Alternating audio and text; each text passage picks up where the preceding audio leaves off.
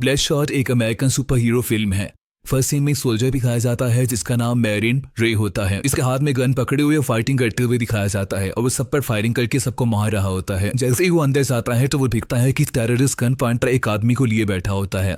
वो रे को देखकर कहता है कि अपनी गन को नीचे पहन दो। उसके बाद रे कहता है कि तुम्हें क्या चाहिए, तो वो हेलीकॉप्टर की डिमांड करता है। इस पर रे कहता है अगर तुम्हें हेलीकॉप्टर चाहिए तो मुझे फोन करने दो। जैसे ही वो टेररिस्ट फोन की तरफ इशारा करता है तो मौका पाकर इस पर फायरिंग करके इसे मार देता है और वो आदमी जो गन पॉइंट पर था बच जाता है। नेक्स्ट सीन एवियन जो एयरबेस से शुरू होता है। बहुत से सोल्जर्स एयरक्राफ्ट और हेलीकॉप्टर से उतर रहे होते हैं, जहां मैरिन रे ऊंची आवाज में बोलता है कोई भी मिशन बहुत मुश्किल नहीं होता और ना ही कोई कुर्बानी बहुत अजीम होती है और सब ड्यूटी फर्स्ट की आवाज लगाते हैं। इसी तरह रे पास खड़ी अपनी वाइफ से मिलने चला जाता है। ये एक कामयाब रेस्क्यू ऑपरेशन होता है और ये अपनी वाइफ के साथ इटली में मुंबासा में चला जाता है जहां वो अपनी छुट्टियां गुजारते हैं। लेकिन अनलकीली वहां इनको किडनैप कर लिया जाता है मार्टिन एगर की तरफ से। एक्चुअली मार्टिन एक्स मुंबासा की हॉस्टेज ऑपरेशन के बारे में मालूमात इकट्ठी करना चाहता है और वो इससे बहुत कुछ पूछता है, लेकिन रे कहता है कि तुम मुझसे कुछ भी नहीं पूछ सकते हो, लेकिन मैं इस बारे में कुछ नहीं जानता। इसके बाद रे अपनी वाइफ को कहता है कि सब कुछ ठीक हो जाएगा, लेकिन किडनैपर कहता है कि अब कुछ ठीक नहीं होगा और उसकी वाइफ का मर्डर कर देता है। रे बहुत स्ट्रेस में आ जाता है और चिल्लाकर कहता है कि मैं कसम खाता हूँ कि मैं तुमसे फाइट करूंगा और तुम्हारा खात्मा कर दूंगा। इस पर वो किडनैपर रे को भी मार देता है। अब नेक्स्ट सीन में रे ऐसी जगह पर होता है जहां इसको प्रॉपर्ली वाइस के साथ अटैच किया गया होता है। जैसे ही इसे वर्क आता है तो वो वाइस को उतार कर जमीन पर गिर जाता है। इसी दौरान एक लड़की जाती आती है और वो कहती है कि सब कुछ ठीक होने वाला है। फिर एक नया किरदार डॉक्टर हार्टिंग सामने आता है जो कि रे को welcome to Rising Spirit Technology कहता है और बताता है कि मैं डॉक्टर हार्टिंग हूँ और कहता है कि तुम्हारा जाग जाना एक बहुत बड़ा फिनोमिना है। उसके बाद वो रे को बताता है कि यूएस मिलिट्री ने तुम्हारी बॉडी को हमें डोनेट कर दिया है और तुम मर गए थे। एक्चुअली डॉक्टर हार्टिंग इसको सुपर पावर के तौर पर इस्तेमाल करने के लिए लाता है और अपनी ऑर्गेनाइजेशन में इसको अपने हथियार के तौर पर बना लेता है। डॉक्टर हार्टिंग कहता है तुम पहले हो जिसको हमने कामयाबी से वापस लेकर आए हैं और बहुत ही खूबसूरती हो ये हुआ है। तुम पहले हो जिसको सेकंड चांस मिला है। डॉक्टर हार्टिंग इस आदमी को बताता है कि हम यूएस मिलिट्री के लिए एक कीमती एसेट बिल्ड कर रहे हैं और हमारे पास एक्सपर्ट्स हैं जो कि सोल्जर्स को तेज और ज्यादा ताकतवर बना देंगे। फिर वो डॉक्टर हार्टिंग एक एक्सपेरिमेंट करता है। जैसे ही वो रे के हाथ पर जख्म लगाता है तो इसका जख्म बहुत जल्दी रिकवर हो जाता है। एक्चुअली ये बायोमैकेनिकल कंस्ट्रक्ट होता है जो कि बहुत तेजी से रिएक्ट किया जाता है। डॉक्टर हार्टिंग इसे बताता है कि ये टेक्नोलॉजी के जरिए बहुत से डैमेज टिश्यूज को फौरन ठीक कर लिया जाता है। इसके बाद कैटी कहती है कि तुम कौन हो जो तुम नहीं जान सकोगे, तो तुम्हें क्लासिफाई कर लिया गया है। बट डॉक्टर हार्टिंग कहता है वो तुम्हारा माजी था लेकिन ये तुम्हारा फ्यूचर है। और ये डॉक्टर हार्टिंग अपने बारे में बताता है कि मैं टेनिस प्लेयर था, उस चैंपियन था, पर 15 साल की उम्र में मुझे कैंसर हो गया था और मेरी बाजू को काट दिया गया। उसके बाद फिर वो अपनी बाजू रे को दिखाता है जो कि एक नई बाजू एक मैकेनिकल वे से लगा दी गई होती है और बहुत ताकतवर होती है। फिर इस तरह वो रे को ये भी बताता है कि अगर वो सोल्जर्स अपनी बाजू खो देंगे तो हम उनके साथ एक नई बाजू लगा देंगे जो कि और ज्यादा ताकतवर होगी। इसके बाद वो अपने मुख्तलिफ पेशेंट से इसको मिलवाता है जिसमें जिमी भी होता है और बहुत सारे दूसरे भी पेशेंट्स होते हैं। इनमें से वो बताता है कि ये और ज्यादा ताकतवर हो गए हैं क्योंकि जिमी ने अपनी टांगें खो दी, उनको आर्टिफिशियल लेग्स लगा दी गई हैं, जबकि जो दूसरा इसका पार्टनर होता है वो अपनी आंखें खो देता है, जबकि वो कैमरास उसके ऊपर एडजस्ट कर दिए जाते हैं जिसकी वजह से इसका बिल्कुल एफिलिएशन होती है डायरेक्टली ऑप्टिक नर्व से मिल जाती है और वो हर चीज को देख सकता है। नेक्स्ट सीन में जब रे सोकर उठता है तो इसमें एक्स्ट्रा एनर्जी आ जाती है। वो पिलर को पंच करके बहुत ज्यादा पंच करता है लेकिन इसके हाथ को कोई नुकसान नहीं पहुंचता बल्कि पिलर टूट जाता है और वो हैवीएस्ट डंबल भी आसानी से उठा लेता है। फिर वो कैटी से मिलता है जो कि स्विमिंग कर रही होती है और कहता है कि ये नाइटमेयर है कि मेरे पास मेरी मेमोरीज नहीं है। फिर कैटी इसको ड्रिंक देती है। जैसे ही वो ड्रिंक पीता है तो इसके माइंड में फ्लैशबैक चलने लगता है और इसको इसकी वाइफ का मर्डर और इसकी वाइफ की सारी मेमोरीज आना शुरू हो जाती हैं। वो गुस्से से टेबल पर अपना हाथ मार देता है और फिर जल्दी से बाहर निकल जाता है अपना बैग लेकर। डॉक्टर हार्टिंग कैमरा के थ्रू सब कुछ देख रहा होता है और कहता है कहाँ जा रहा है। वो अपने असिस्टेंट को कहता है कि चैनल को जल्दी से ओपन कर दो। फिर वो रे से पूछता है कि तुम कहाँ जा रहे हो। रे कहता है तुम मुझसे किस तरह बात कर सकते हो। तो डॉक्टर हार्टिंग बताता है कि तुम्हारे अंदर बिलियन वायरलेस प्रोसेसेस चल रहे हैं और ये ब्रेन में तुम्हारे सारी वायर्स जुड़ी हुई हैं। तुम्हें अब वापस लौट कर आना है। हम सिर्फ वो लोग हैं जिन्हें तुम जानते हो। इस पर रे कहता है कि मेरी बीवी थी जिसका मर्डर हो गया था, मुझे इसका कंफर्म करना है। उसके बाद डॉक्टर हार्टिंग पूछता है कि किसने किया है मर्डर। इसके बाद वो बताता है मार्टिन एक्स का नाम लिया जाता है। डॉक्टर हार्टिंग कहता है कि तुम्हें वापस आने का कहता हूँ क्योंकि तुम एक $multi-million प्रोजेक्ट हो। लेकिन रे इसकी बात नहीं सुनता और पायलट की सीट पर बैठ के जहाज पे निकल जाता है। अब जिस लोकेशन को आइडेंटिफाई किया गया होता है वो कोलालमपुर की होती है जो बुदापेस्ट होती है। अब एक जगह दिखाई जाती है जहाँ मार्टिन एक्स को गाड़ियों में ले जाया जा रहा होता है। जब वो टनल से गुजरते हैं तो वहाँ की लाइट्स ऑफ हो जाती हैं।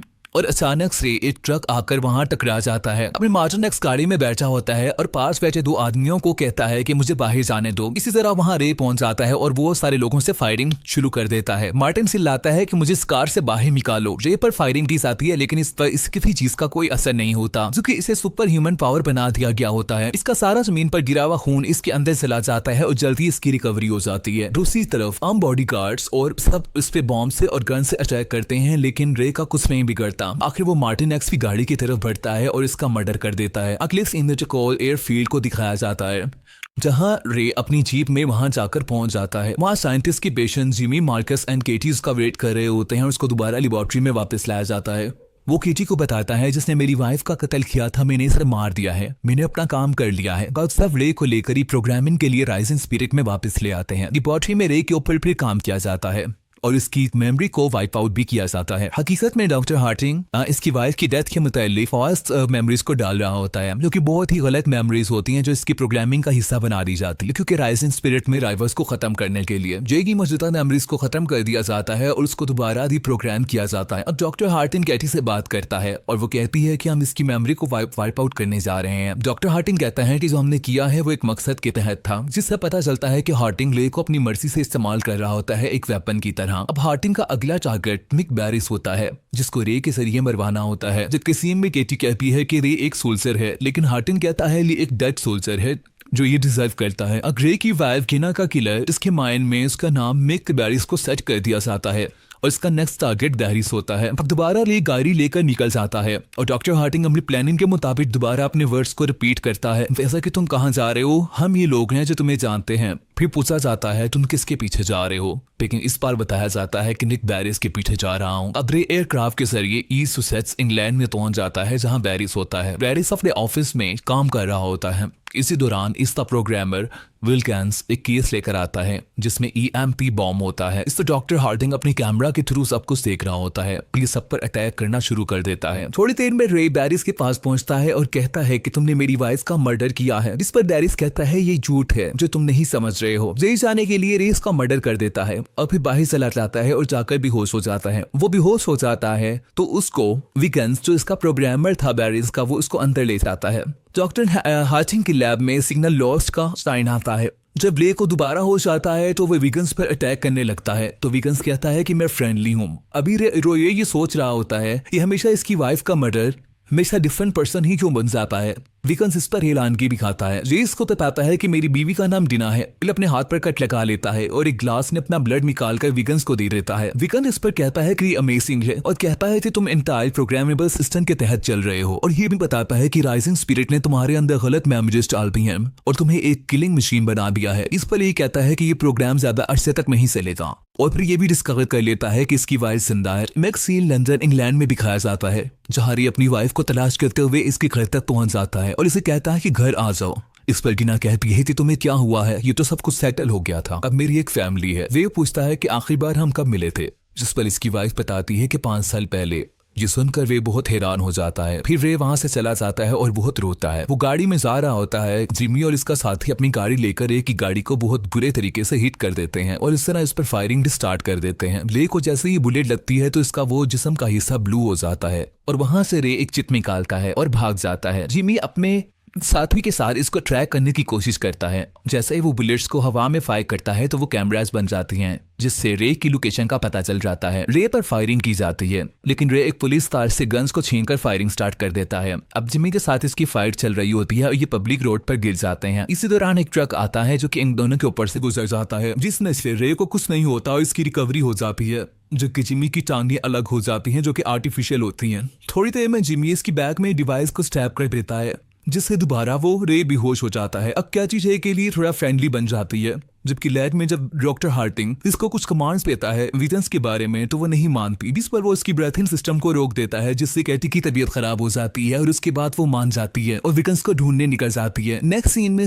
कैटी सोहो लंदन में होती है और वहां पहुंच जाती है जहाँ विगन्स होता है। वो स्मोकिंग के लिए विगन से लाइटर मांगती है और जैसे ही स्मोकिंग स्टार्ट करती है तो उसका स्मोक विगन्स के अंदर जाता है और वो बेहोश हो जाता है और सिर्फ इसके साथियों से इसकी बॉडी क्लास से लड़ाई करके उनको मार देती है। अपने को जब होश आता है तो डॉक्टर हार्टिंग के पास होता है। रे कहता है कि तुमने मुझे इस्तेमाल किया और मुझसे कत्ल कर लाए। तुमने मेरी बीवी का भी मर्डर को जाहिर करने की कोशिश की। डॉक्टर हार्टिंग कहता है कि रिजेंट एक ऐसी चीज है जो तुम्हारी तरह आदमियों को एक्सेप्शनल बना देती है। रे कहता है कि तुम जैसे लोग मेरे जैसे लोगों को सिर्फ तोड़ कर लव देते हैं, लेकिन तुम हमें कंट्रोल नहीं कर सकती। और ऐसा होगा भी नहीं। अचानक से डॉक्टर हार्टिंग इसकी पहले वाली कंडीशन में लाकर सेंसलेस कर देता है। एक तरफ डॉक्टर हार्टिंग रे पर अपनी प्रोग्रामिंग कर रहा होता है, जबकि दूसरी तरफ रिगन्स अपनी प्रोग्रामिंग स्टार्ट कर देता है। जेटी रे की मदद करने की कोशिश करती है और रे को बचाने की भी, ताकि वो रे को अब उसकी जिंदगी को बचा सके और उसको सी जला पर ला सके। अब डॉक्टर हार्टिंग केटी की प्लानिंग जानने के बाद इसकी ब्रीथिंग सिस्टम को दोबारा रोकने की कोशिश करते हैं, लेकिन कैटी डिनाई हो जाती है। डिक्टर जिम्मे भी अपनी फुली आर्म को मिल जाता है और रे से फाइट करने के लिए निकल आता है। अब रे को बिगन्स कंट्रोल करता है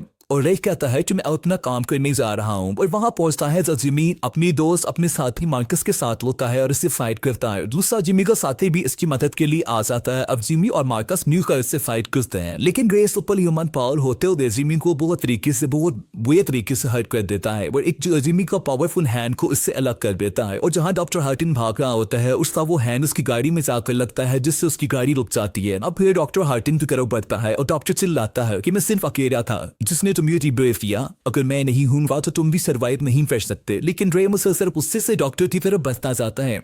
डॉक्टर हार्टिंग अपने वेपन्स को निकालता है और रे पर अटैक कर देता है। जितनी वो बुलेट रे अपने हाथ से रोक लेता है। कैटी उसी तरह बिगन्स के साथ बराबर रे की बॉडी को और माइंड को कंट्रोल किए हुए होती है। ले पर अब बहुत सी चेंजिंग आती है और रे हाथ में पकड़े हुए बॉम्ब को जमीन पर गिरा देता है, जिस पर बहुत बड़ा ब्लास्ट हो जाता है। पर डॉक्टर हार्टिंग की भी डेथ हो जाती है। मैं जब रे की आंख खुलती है तो वो पूछता है कि मैं कहाँ हूँ। तो बिगन्स इससे रिलैक्स बोलता है और पूछता है कि अब तुम कैसा फील कर रहे हो। इसके बाद कहती बाहर बैठी होती है और वो रे बिगन्स को थैंक यू बोलकर टर्टी से बाहर में नजर आ जाता है।